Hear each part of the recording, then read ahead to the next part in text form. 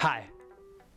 If you don't know me, I'm Errol Tykert, and I didn't sleep at all last night, and I had a huge thing of Monster. So I decided I would do a movie review today, and I decided, hey, it's October.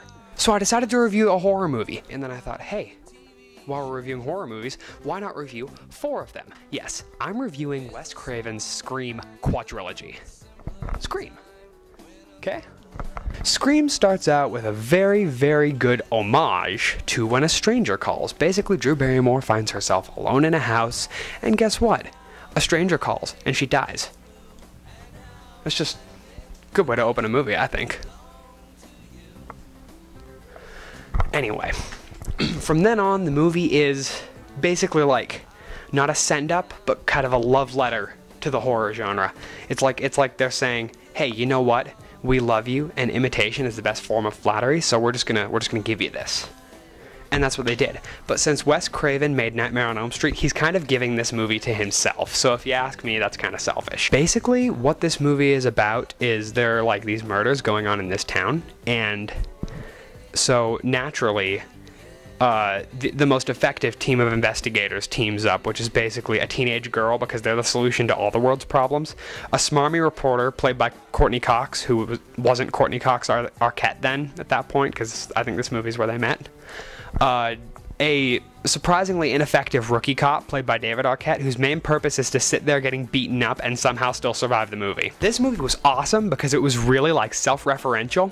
So there's this one part where this guy who's really drunk talks to his drunken buddies about the 3 rules of surviving a horror movie. It was funny and it was witty, but at the same time it actually managed to be a pretty good horror movie. You know, it wasn't a spoof, it wasn't a real satire, it was more of an homage. Now, a couple of high points in this movie.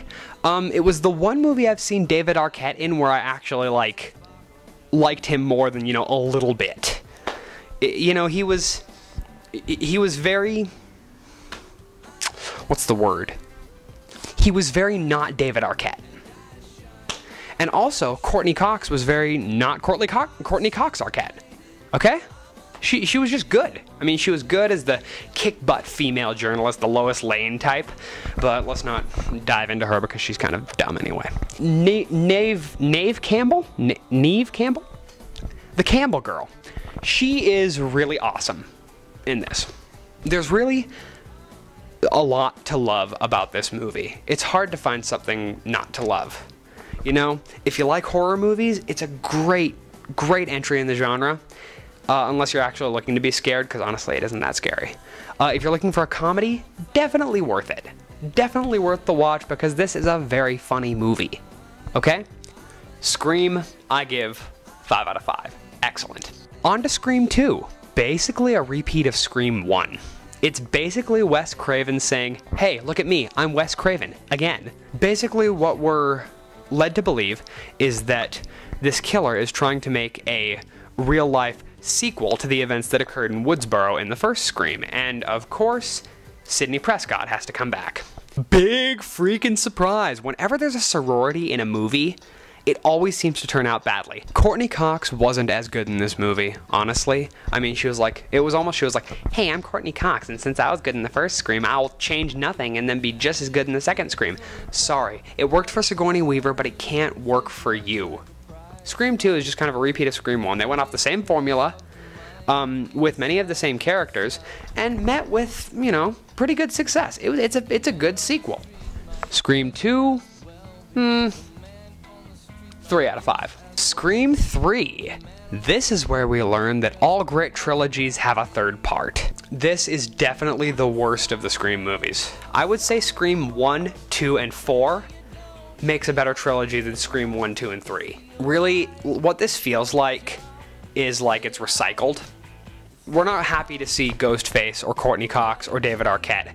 The only people we're really happy to see are Patrick Dempsey because he's awesome, and Neve Campbell, the Campbell girl. High points of this movie. The quality, the filmmaking quality is still great.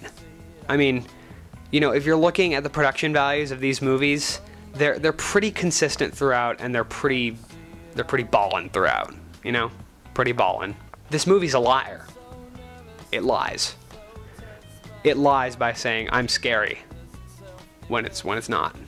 Yeah, overall this movie is not as funny or as good as Scream or Scream 2.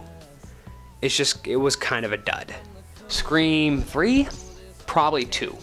2 out of 5. And now we reach the final part of the review, Scream 4. Scream 4 is kind of like the Rocky 6 of the series, where when people first heard it was coming out, they were like, what?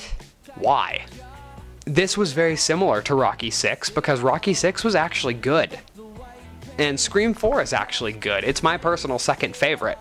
The story of this movie is that there are more killings in this small town, and the original team, minus the movie buff, come together and say, hey, nice to see you guys again. We've all gotten older. Let's solve this case. It seems to me like Wes Craven just needed a break, you know?